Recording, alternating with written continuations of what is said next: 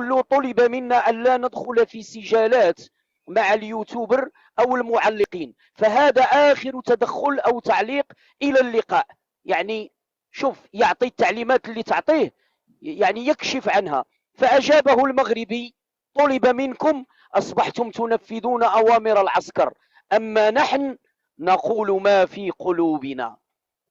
هذا ما يلوج حتى في جميع المنصات. جاء ايوه. ايوه. يسوقونهم. أنا لا، والله لا أتحرك إن قال جارية،